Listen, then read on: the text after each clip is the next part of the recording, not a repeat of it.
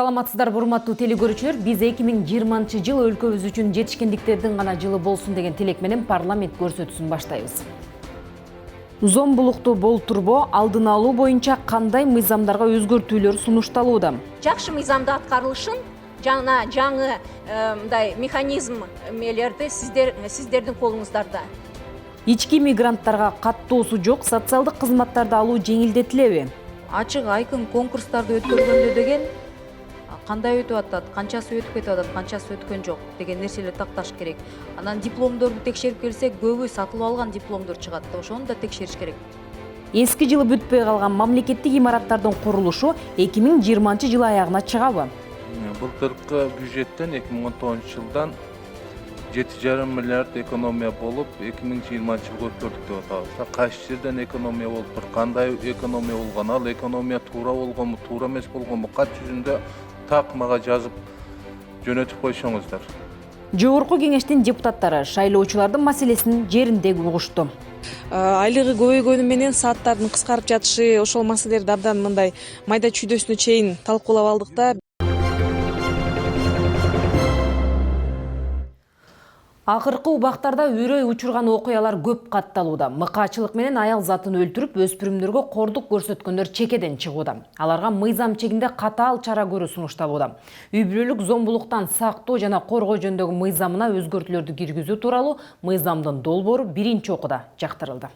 Үй бүлөлүк зомбулуктан сактоо жана коргоо аталган мыйзамга сунушталып жаткан өзгөртүүлөр негизинен жаңы күчүнө кирген кодекстерге ылайык келтирүү максатын көздөйт. Тартып күчүнө кирген жаңы кодекстердин Кыргыз Республикасынын жоруктар бузулар жөнүндө жазык жана жазык процесс кодекстерин ченемдерине ылайык келтирүүгө багытталган. Айтылган маалыматтарга таянсак, үй бүлөлүк зомбулуктун жылдан жылга өсүп бара жатканы байкалат. Зомбулуктун аягы адам өлүмү менен коштолгон фактылар да четинен чыгат. 8159 адамдын канчасы эркек, канчасы аял зомбулукка туш келген адамдардын? Эркектер 5752, аялдар 393. Сиз өзүңүз түшүнүп атасызбы айтып атканыңызды? Биз январь ичи 10 күндө 2 адам каза тапты, 2 аял. Болгондо да мыкаачылык менен. Азыркы айтканыңыз такыр туура эмес. Биз дагы даярданып келдик. Статистиканы даярданып, анан айтпайсыздарбы? Зомбулукка милиция кызматкерлери өздөрү аралашкан учурлар жок эмес. Нурсалим Советбекова, да, вот Иссыкульский ОВД ызычы болду. Изнасиловали. Алгыс ошол зордуктаган адамдан боюна түшүп калып, ызычы көтөрүп атса, силер кайра өзүңөрдүн сотрудниктериңерди коргоп жатасыңар. Ошол иш эмне менен бүтүп атат? Анын аттары пока тактала элек да. Не доказано болуп атабы? Изнасилование беременна не доказано болуп атабы? Пока не доказано болуп атат ошону. Үй бүлөлүк зомбулукту болтургоонун алдын алуунун аракеттери кыйла маанилүүрөөк экени да белгиленди. Комитет өкмөттүк күн даярдашат. Ошого аябай жакшы даярдап келгиле, жаңы ченемдерди, жаңы механизмдерди алып келгиле макулбу? Анткени сиздердин колуңуздарда жакшы мыйзамда аткарылышын жана жаңы мындай механизм мелерди сиздердин колуңуздарда. Мыйзамдын аткарылышы дегел ушундай мыйзамдын бар экендигин жерлерге жеткирүү иштери аксап жаткан жагдайлар бар. Ошол мыйзамда болуп аткан нерселердин баарын бизге айтып атат. Мону киргизгиле, буну киргизгиле депчи. Бирок бул мыйзамда жазылган жөнүндө эч кандай аларда маалымат жок. Участкалык инспекторлор жетишпейт, айлык акылары төмөн, шарттары жок болгондуктан башка ишке өтүп кеткендери көп. Участковый деген иштеш керек, жакшы айлык алыш керек. Анын бир транспорту болуш керек. Ошондо профилактика жумушу болот да, аялдарды кыдырат, үй бүлөлөргө барат. Анын эчтекеси жок болсо болгону 10 000 айлык алса, ал бармак беле. Депутаттар тарабынан үй бүлөнүн ата-эненин кадыры боюнча көрсөтүүлөр жок экендиги да козголду. Мисалы бүгүнкү күндө кээ-бирки каналдарды көрсөң, телевидениядан, ал жерде зомбулукту үйрөтүүгө өзүнчө практически пособие болуп калды да. Кантип кыйнаш керек, кантип өлтүрүш керек.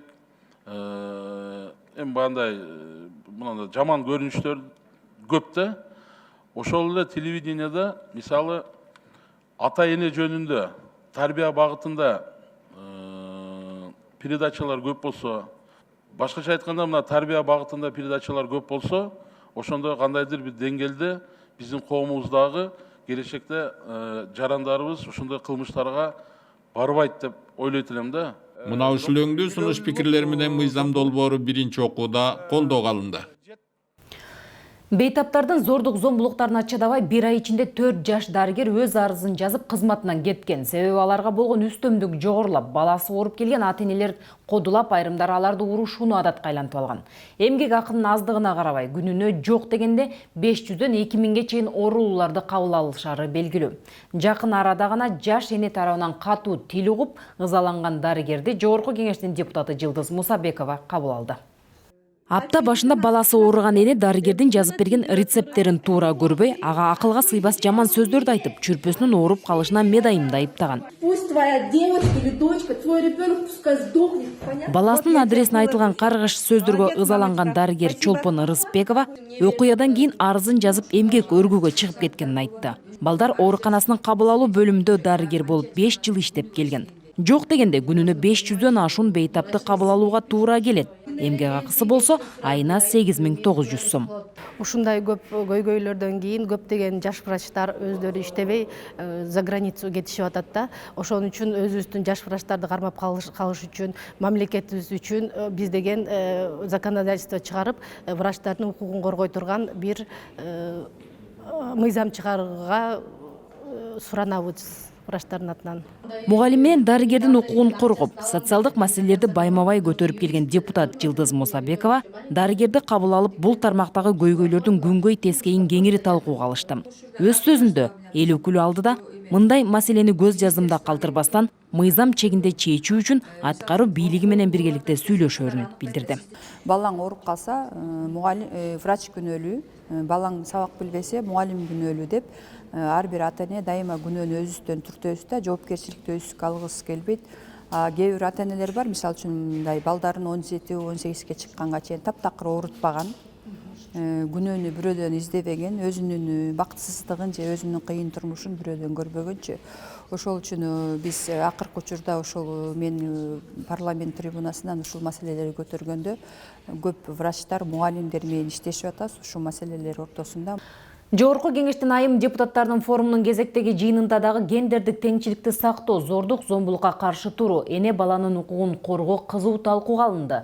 Мыйзам үстөмдүгүн орнотуу менен коомдо тең укуктуулукту сактоо мамлекеттик саясаттын артыкчылыктуу багыттарынын бири болуусу кажет. Жогорку Кеңештин айым депутаттарынын форумунун кезектеги жыйынында гендердик теңчилик, үй бүлөлүк зордук зомбулуктун алдын алуу маселелери каралды. Отурумда өлкөдө аялдарга жана өспүрүмдөргө карата басмырлоо күч алганы айтылып, буга каршы чараларды күчөтүү керектиги белгиленди. По новым поправкам любой может заявить об этом. Вот об этом надо уведомить. То есть если ты видишь, что твою соседку избивает, нас побоем ходит, неважно, лишний раз ходить в милицию, это уже психологический стресс для любого насильника. Может быть, такие вещи тоже будут действовать как превентивная мера. Эл аралык уюмдардын өкүлдөрүнүн баамында аялдарга жана өспүрүмдөргө карата ар кандай басмырлоо аракеттери токтотулбай келет. Андыктан мыйзам үстөмдүгүн орнотуу менен маселени чечүү мамлекеттик саясаттын артыкчылыктуу багыттарынын бири болушу керектиги айтылды. Үй бүлө жана гендер, балдар деген 3 штаттан турган бөлүмдү жоюп алдык да. Ошол бөлүм ушул мен алектенет болчу да. Ошол бөлүмдөн дайыма мен ошол региондо иштедим. Бүт балдар ошонун көзөмөлүндө эле. Үйдөгү балдар дагычы.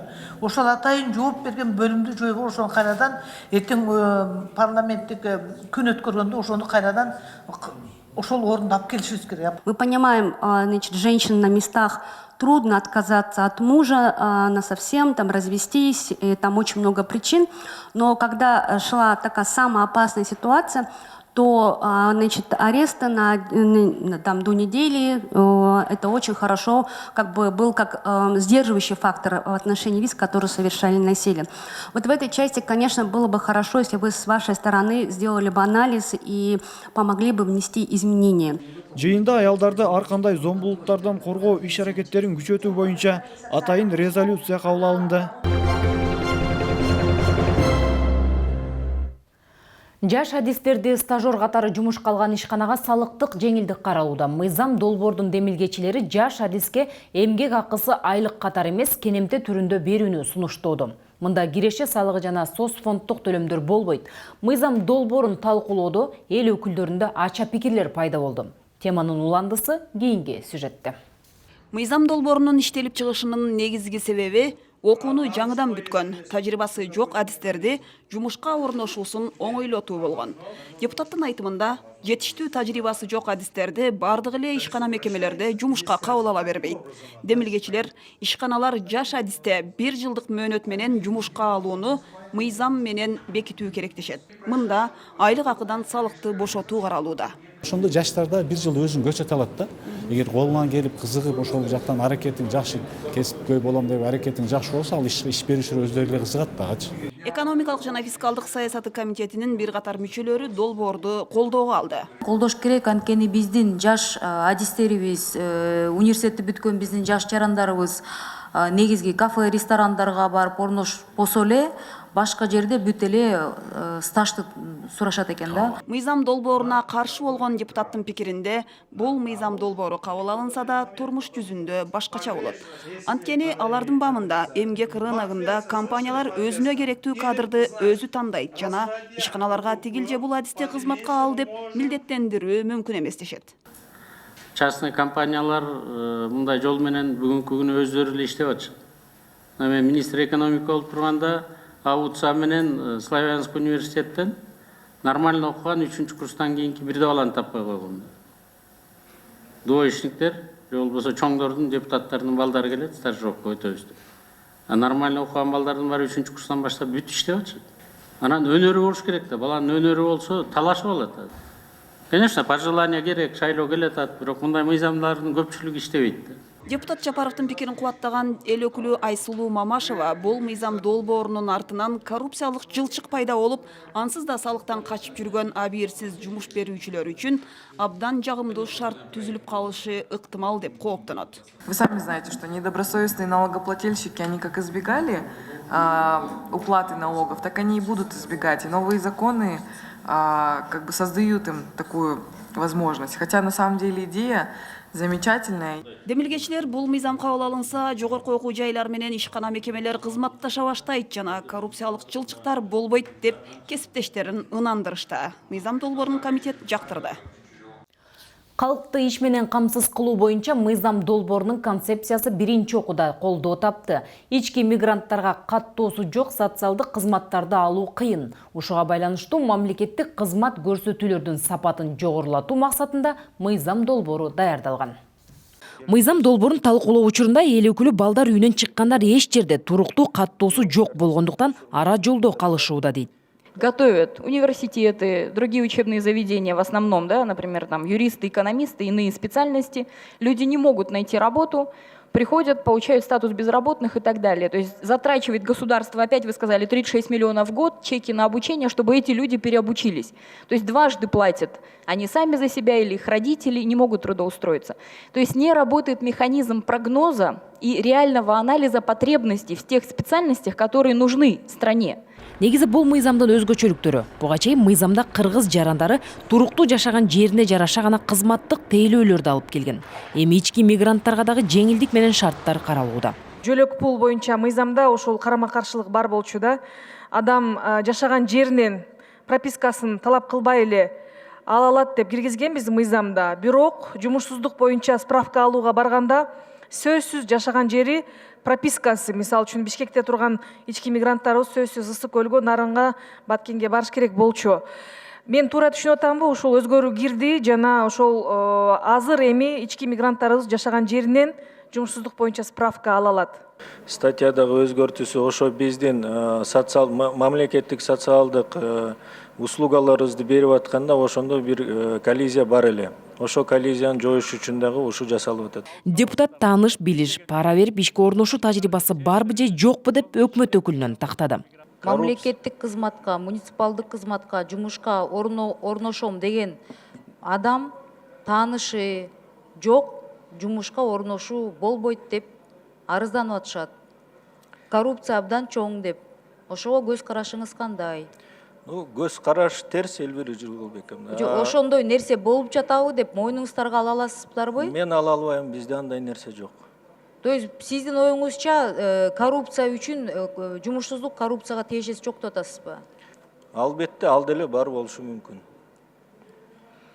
Мен бул суроону эмнеге берип атам? Ачык айкын конкурстарды өткөргөндө деген кандай өтүп атат, канчасы өтүп кетип атат, канчасы өткөн жок деген нерселерди такташ керек. Анан дипломдорду текшерип келсек, көбү сатылып алган дипломдор чыгат да, ошону да текшериш керек да. Бул комплекстүү.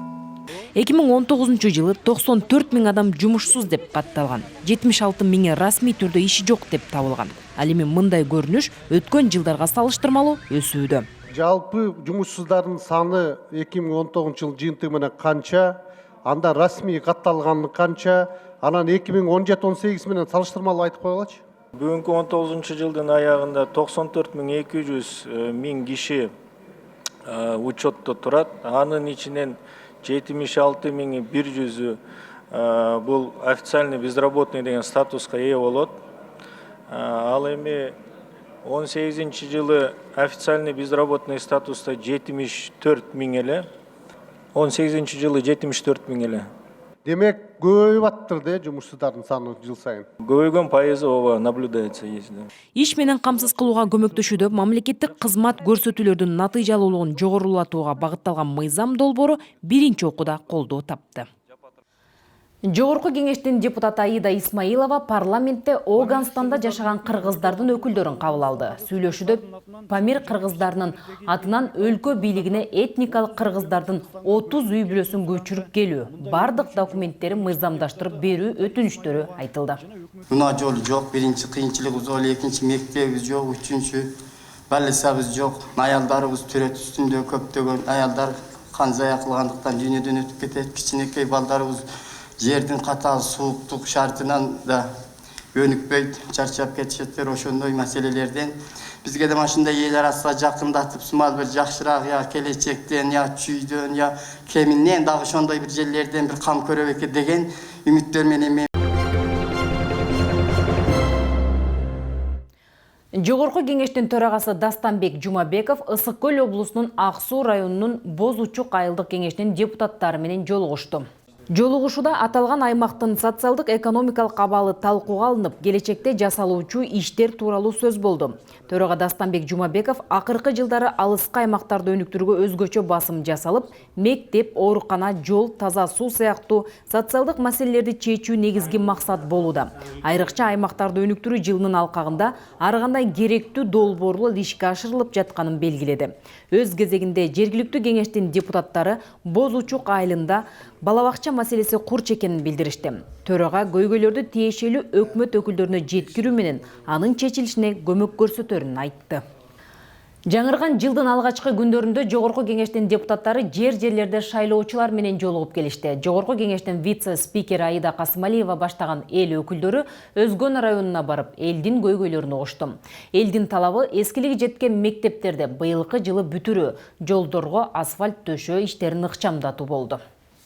Өзгөн районунун Кызыл Сеңир айылында өзгөчө элеттиктерди тынчсызданткан маселе билим берүү жаатына тиешелүү болду. Аталган айылдагы мектептин 4 корпусу бар. 1000ге жакын окуучу билим алууда. 1960 жылы курулгандыктан 4 жыл мурда өзгөчө кырдаалдар министрлигинин чечими менен авариялык абалда деп табылган. Ушул кезге чейин окуучулар 3 нөөмөттө окуп келишүүдө. Ушул жерге 3 кабаттуу типтүү мектеп деп суранып жатышат. Бирок негизинен мындай мени сүйүндүргөнү мугалимдердин статусу боюнча, мугалимдердин пенсияга чыгууда кандайдыр бир төлөмдөрүн эрте пенсияга чыгаруу, жана выслуга лет дегенди карап коюу, айлыгы көбөйгөнү менен сааттардын кыскарып жатышы, ошол маселелерди абдан мындай майда чүйдөсүнө чейин талкуулап алдык да. Биз ошол мыйзамдарды киргизишибиз керек, мыйзамга өзгөртүүлөрдү. Себеби дегенде биздин фракция киргизди эле, бирок биринчи окуудан өтүп эле токтоп калды да, мугалимдердин пенсиясын көбөйтүү боюнча базалык бөлүгүнчү. Ал эми Жалпакташ айыл өкмөтүнүн Кысык Алма айылынын тургундарынын көйгөйү эл жашаган бөлүгүндөгү жолго асфальт төшөө. Жалпакташ айылы тоолуу аймакка караган, айыл өкмөтү карагандыктан ушу жол маселеси эң көйгөйлүү маселе болуп келген да. Мына жерден оор машиналар өткөндө чаңгып, мына жолдун боюндагы жашаган халк аябай эле кыйналып жүрүшкөн да. Мындан 1 жыл мурун республикалык бюджеттен каражат бөлүнүп, жолдун 1200 метр жерине асфальт төшөлгөн. Буга чейинки депутаттар менен болгон жолугушууда айыл тургундары аталган жолдогу асфальтка экинчи катмарында кошууну суранып, алды аткарылды. Эми быйылкы жылы ушул эле айыл өкмөттүн башка жолдорун оңдоп түзөө пландалууда. 5 километрдагы быйылкы 20-жылкыга асфальт деп азыр сунуш кылып атабыз өкмөткө. Пока что сунуш боюнча эми боло элек, ответ боло элек. 5 километрге биздин сунушубузду кабыл алып макулдугун берсе, анан кийин биз бөлүштүрөбүз. Кайсыл айылдарга экендигин. Эң негизги ошол эл көбүрөөк жашаган, мындай жолго жакын үйлөр бар, чаңдан тажаган, ооруган, ошондой эле аллергия болгон деп айтып атышпайбы? Ошол айылдарга кылдыртабыз деп ойлоп атабыз. Ар кыл маселелер сааты эл чарбасынын ар тармагындагы проблемаларды ачыкка чыгарат. Бул жолу былтыркы жылы бүтпөй калган иштер, кымбат баалуу металлдардын концентраттары сыртка ташуу, билим берүүнү жаңы өңүттө өнүктүрүү боюнча депутаттардын ой пикирлери ортого салынды. Кыргызстандын кен байлыктары кандай жолдор менен сыртка ташылып жатат? Аны жөнгө салуу боюнча Жогорку Кеңештин токтому эмнеге аткарылбайт? Мына жакында эле массалык маалымат каражаттарына чыкты. Солтон Сарыдан 1,5 тонна концентрат ташылып кетип аткандыгы, 4 миллион сомго баалангандыгы. Эми өзүңүз элестетип көрүңүз. Эгер 15 тонна болгон болсо 40 миллион, 150 тонна болгон болсо 450 миллион сомдук алтын кошулмасы бар концентрат руда сыртка да ташылып атат. И башаламан мамлекеттин ичинде дагы кыймыл аракетте болуп атат.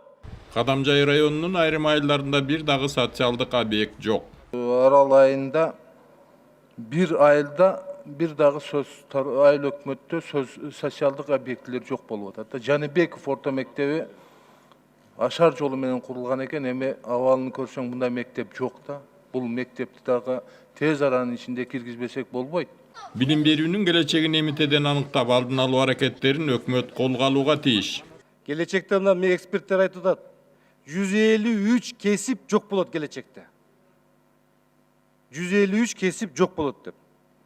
Мына ошол билим берүү тармагын көз карашын башкача карап, ошол багытты терең изилдеп, ошол билим берүү системасын башкача караш керек. Баткен кен байлыктарга да, суу ресурстарына да бай, бирок суу ресурстарын элдин пайдасына колдонуу ишке ашпай келет. Мәселен, Шахмардан Исфарамсай соқ дариялары бизден тууру келип Өзбекстанга өтүп кетет. Ал эми Исфара бул ак суу деп коет, Козу Баглан дариялары Тажик Республикасынан дариялары Тажик Республикасымен чектешип аларды каржылайт. Биз кийинки жумада ошол Баткендин кароо үчүн атайын өкмөттүк күн белгиледик. Ошондуктан ошол жерге келгенде приоритет кылып эң көйгөйлүү деп туруп Баткенди көтөрүү боюнча чоң программа менен өкмөттүн келишин суранып кетет элем. Бийик тоолуу аймакта жашап, бийик тоодо жашагандарга берилүүчү жеңилдиктерден кур калган айылдар дагы бар. Эмнегедир Өрнөк, Төшбулак айылдар бул тизмеге кирбей калган. Мамлекеттик картографияны берген маалыматы боюнча бул айылдар деңиз деңгээлинен 2200 метр бийиктикте турат. Райондук коэффициентти белгилөөдө эмне себептен мындай айырмачылыктар болгон? Бул маселе 2006 жылдан бери көтөрүлүп, чечилбей келе жатат. Эл депутаты өкмөткө тапшырма берсе, кайра бир айдан кийин эл депутатына ошондой эле мазмундагы кат келиптир. Мага тапшырма берип атышат өкмөттүн областтагы өкүлү, замы. Ушул маселени бүтүрүңүз деп. Мен суранып, премьер-министр жазган кат кайра мага келип атат, бүтүр деп. И мектептин директоруна берип атат, ушуну бүтүргүлө деп. Экинчиси, билим берүү министринин дагы Омуров деген орун басар бар экен. Ошол киши дагы мага кайра тапшырма берип атат, мага берип атат тапшырманычы. Мына ушундай өкмөттүн аппараты иштейт. Анур Ахунжанович. Бул каттын маанисин да окушпайт эмне экенинчи. Кыргыз элинин кол өнөрчүлүгүн улантып келаткан устат менен уздар колдоого муктаж. Туристик сезонда келип атат, ар бир аймакта, ар бир областта ушундай бир дом ремесленника, улица ремесленника деген бир ушундай бир борбордук маданият борбордор ачылыш керек. Балык кармоо үчүн Кыргызстанга киргизилген синтетикалык торлорго жана электрондук колдонулуучу аппараттарга эми тыюу салынат. Эл өкүлдөрү Жыргалбек Турускулов менен Бактыбек Турузбековдор тарабынан демилгеленип жаткан бул мыйзам долбоору 3-чү окууда парламенттин отурумунда талкууланды. Мыйзамдын негизги максаты өлкөдөгү жандуу экологияны сактап калуу болууда. Синтетикалык торлорду пайдалануу менен браконьерлер экологияга өтө чоң коркунуч алып келүүдө. Буга чейинки талкууларда мыйзамды толуктоо боюнча бир катар сунуштар айтылган, бирок дагы да кошумча кийирүү керектигин эл өкүлү белгиледи. Таможниктер менен сүйлөштүм да, андай жок дейт, бөлүнгөнчү баягы рыболовный, строительный депчи, баары эле ТНП менен кетет, сеть деп эле кетет дейт да, сетки деп, народное потребление. Анан кийин бияктан баягы алып чыгып алып бөлбөйт да, мына бул тор балык кармаганга бул баягы строительный эмелерге колдонот депчи. Конкретный жок да механизмычы, таможнядан келатканда элечи. Азыр эми строительный деп кире берет. Бардык эле ушул товарлар ТНП деп келбейт, ТНПнын ичинде ТНП деп келип, бирок деген алар деген бөлүнөт. Ар бири ушул досмотр болот дегендей, ар бирине деген сертификат соответствия, сертификат происхождения келет. Ошонун негизинде гана бөлүнөт. А так ТНП деп келсе, анда бир суммада төлөнүп калган акчалар болуп калат. Мамлекетке караштуу суулардан, көлдөрдөн синтетикалык торлор менен балык кармоого тыюу салуу менен жеке менчик балык чарбаларга тоскоол болбойбу деген суроону эл өкүлү ортого салды.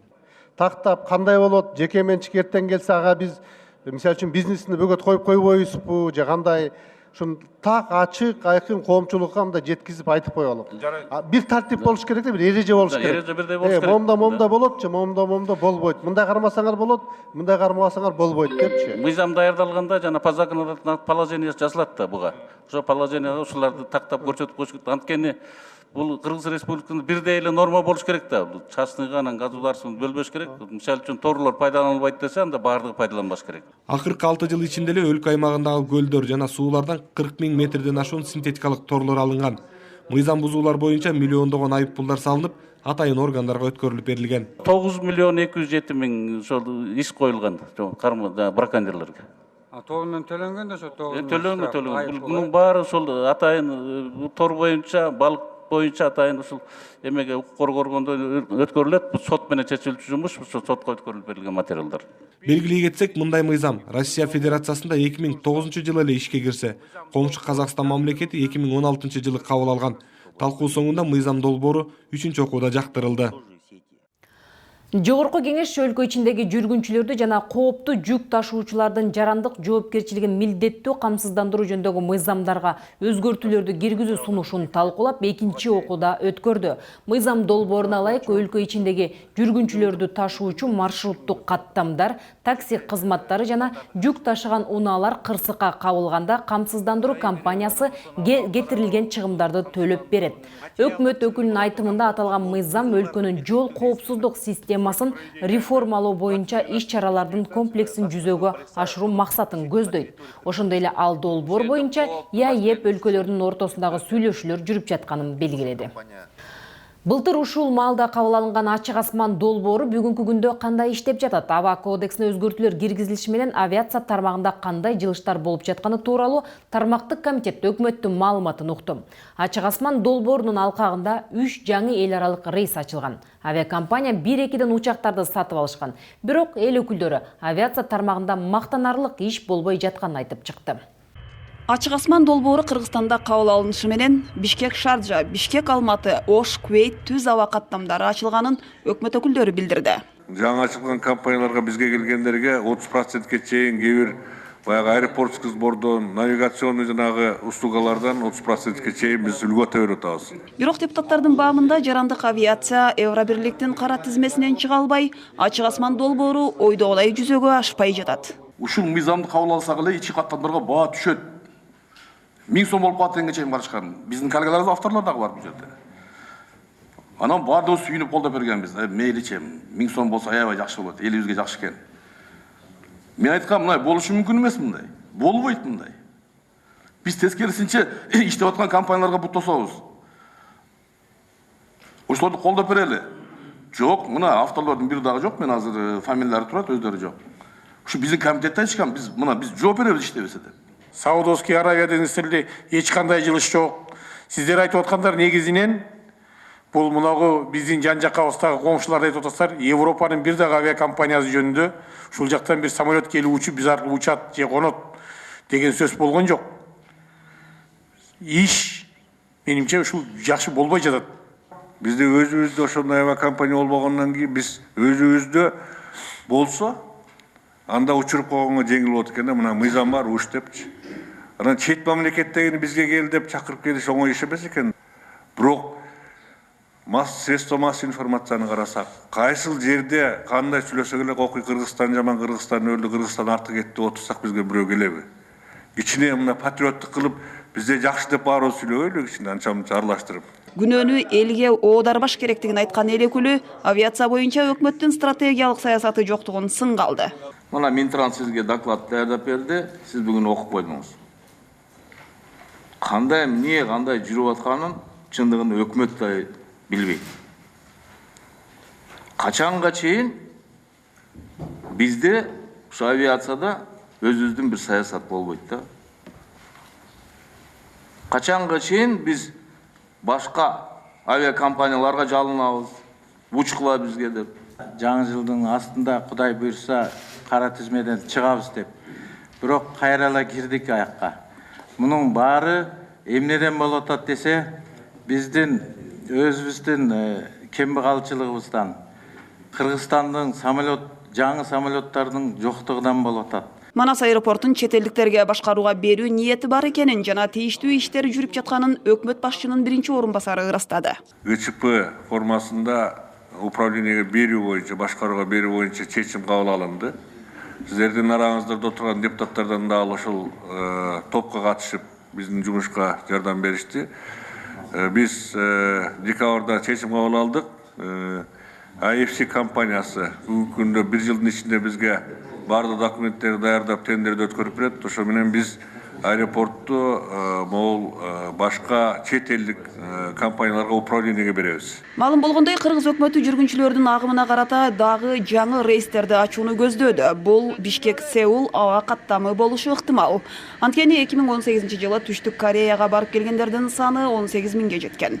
Ошондой эле депутаттар мурдагы Ош-Стамбул каттамын ордуна келтирүү боюнча сурашты. Бул боюнча аракеттерден азырынча майнап чыга электиги белгилүү болду. Комитет мүчөлөрү аймактагы аба майдандарын өнүктүрүү, ички каттамдардын баасын 3000 сомдон жогорулатпоо тапшырмаларын берди. Март айынын 3-чү аптасынын ишемби күнүн бак дарактарды отургузуунун жалпы улуттук күнү деп жарыялоо жөнүндө Жогорку Кеңештин токтомунун долбоору кабыл алынды. Долбоор экологиялык жана санитардык абалды жакшыртуу, республикадагы шаарлар менен калктуу конуштардын аймактарын жашылдандыруу, бак дарак аянттарын көрктөндүрүү жана көбөйтүүнү колдоо максатында даярдалган. Экология рубрикасынан көрсөңүздөр болот. Биздин долбоор боюнча ар бир ушу марттын жылына март айынын 3-чү ишемби күнү улуттук жалпы улуттук бак отургузуу күнү деп өткөзөбүз. Кудайым буйрса, мына быйыл 20-жылы Кудайдын кудурети менен 21 мартка келип калды. Мен ойлойм, бул дагы жакшы. Анткени майрам күнү, мисалы үчүн үй бүлөсү менен майрам катары барып, баягы ушундай жакшынакай иш-чарага катышканга көбү уже азыр макул. Мына ага чейин биз дагы ушул Бишкек шаарындагы өзгөчө актуалдуу бул маселе, чындыгында өзүңүздөр да билесиңер. Көптөгөн баягы смог маселеси өтө эле ар бир райондо бир 2 эсе, 3 эсе баягы смогтун концентрациясы абдан бийик, мындай чоң көрүнүштөр. Ошон үчүн мен ойлойм, биз Бишкектикте да актуалдуу бак даракты отургузуу, анткени бак дарак бул санитары воздуха деп коет, алар абаны тазалап турат. Эми адам баласына эң негизги бул таза аба менен таза суу. Биз ошондой бир жалпы улуттук баалуулуктардын тегерегинде баарыбыз биригиш керекпиз. Мына өткөндө бир жума мурда бир топ ушул коомдук бирикмелер биз эмеде жаңы ынтымак паркында, Южный воротада жаңы парк түзүлбөдү, ошол жерде карагайларды отургуздук, азыр как раз сезон. Ошондо үй бүлөлөр менен, балдар менен, бала чакасы менен келип, ушундай ынтымакта отургуздук. Мен ойлойм, ушундай бир жакшы элди бириккен, башын бириктирген жакшы идеялардын тегерегинде биз баарыбыз биригиш керекпиз. Жогорку кеңештин депутаты Улан Примовдун демилгеси Примов фондусунун колдоосу менен Алыскы Чоң Алай жана Алай райондорунун бүтүрүүчү класстарынын окуучулары жалпы мамлекеттик тестирлөөгө даярдык көрүүдө. Аталган райондордон тандалып алынган алдыңкы окуучулар учурда Ош шаарындагы Рекорд аттуу борборунда атайын курстан өтүп жатышат. Эң негизги максатым бул жакшы билим алып, билимин тереңдетүү жана Алай жана Чоң Алай райондорунан жалпы мамлекеттик тестирлөөдөн жогорку бала алып, акысыз окууга өтсөм деген 20 окуучу бар. Окуучулардын бардык чыгымдарын Примов фонду каржылаган. Бул жерге бекер окуп атам, ушу Рекордто. Бул жерге келгениmin негизги максаты ЖРТдан жакшы бала алып, жакшы окууга тапшыруу. Бул бардык эле айыл өкмөткө керек деп ойлойм. Бардык эле окуучуга неге дегенде башка кээ бир үй-бүлөлөрдө шарт жок мындай окутканга. Аталган райондордун ар бир айыл өкмөтүнөн атайын тестирлөөдөн өткөн, эң жакшы көрсөткүчкө жетишкен окуучулар тандалып келген. Окуу борборунда алар билими мындан ары дагы өркүндөтүп, жогорку көрсөткүчтү камсыз кылуунун аракетин көрүшөт. Биз азыр бул жерде алтын сертификатка даярданып жатабыз. Баарыбыздын кыялыбыз алтын сертификат. Негизги максатым жалпы республикалык тестирлөөдөн алдыңкы балдарды алуу. Албетте ушунда бизге жакшы каржылап, бизге дагы да мотивация, колдоо көрсөткөн үчүн Улан Примовго ыраазычылык билдирем. Сиздин окуучулар жалпы республикалык тестке даярданып. Алыскы райондордон келген окуучулар Жогорку кеңештин депутаты Улан Примов менен жолугушту. Алгач жолугушуу семинар форматында болуп, анда эл өкүлү окуучуларга башкаруу бийлигинин структурасы, учурдагы билим берүү жана жаштардын орду тууралуу маек курду. Андан соң суроо жооп болуп, окуучулар депутат менен жакындан таанышып, кызыктырган суроолоруна жооп алышты. Депутаттардын айлыгы канча? Мисалы үчүн мугалимдер баягы бир өлкөнү өнүп турат же чөгүп турат да. Ал ошондуктан мугалимден дагы депутаттын даражасы жогору турат ушунда. Мугалимдердин айлыгын, аларга болгон иш аракеттерибиз ар дайым биринчи орунда болуш керек, бирок ачык эле айтыш керек, айрым учурларда бүгүнкү күндө деле биз татыктуу айлык акы, толук кандуу бир шарттар болбой келет, себеби дегенде биздин экономикалык дагы башка бир көп жагдайлар бар. Бирок бүгүнкү күнү мамлекетибиздин биринчи приоритети бул билим берүү. Мындан тышкары окуучулар Улан Примовдун киминди билет, билбейт экенин да сынап көрүштү. Алатоосун мекендеп, сактап келди биздин ата бабалар. Алгалай бер кыргыз. Депутат Бакирден Субанбековдун демилгеси менен Кара-Балта шаарындагы сууда сүзүүчү жай толугу менен оңдоп түзөөдөн өткөрүлдү. Бассейнди кайрадан калыбына келтирүүгө жергиликтүү бюджеттен 10, мамлекеттик казынадан 15 миллион сом, жалпы 25 миллион сом жумшалган. Имараттын ачылышына кабарчыбыз да катышып келди. Бул бассейн өткөн кылымдын 70-жылдарында салынган. Ошондон бери бир дагы оңдоп түзөө иштери жүргүзүлбөй. Мындан 3 жыл мурун имараттын кооптуулугунан улам пайдалануу токтотулган. Жергиликтүү тургундардын суранычы менен эл депутатынын иш аракеттери аркасында бассейн кайрадан калыбына келтирилди. Зданиянын жаңы талаптарга ылайыктап жасалды. Бассейндин жылыткыч системаларынын баары Турция мамлекетинен келген. Ошондой эле аба алмаштыруучу системалардын баары тең. Жаңы российский производстводан келген оборудованиялардын баары коюлду.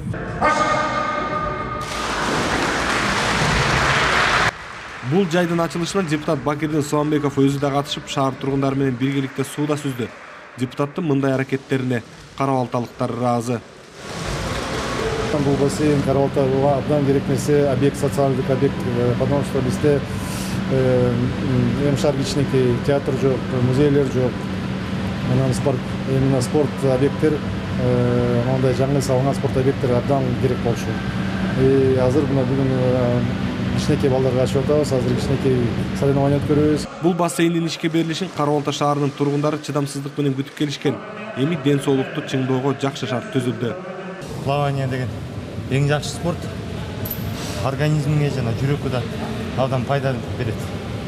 Анан бүгүнкү соревнованиядан большое удовольствие алдым, анткени 2 жыл барган жокмун, анан кичине алым кетип калды, бирок машым сабагына барам.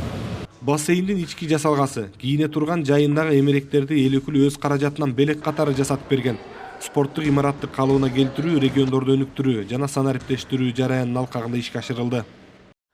Программа Жогорку кеңештин басма сөз кызматы тарабынан даярдалып, мен Жылдыз Жолдошбаева алып бардым. Ушул жана башка жаңылыктар биздин кеңеш KG сайтыбызда жайгаштырылган. Жогорку кеңеш деп аталган YouTube баракчабыздан дагы тапсаңыздар болот. Саламатта калыңыздар.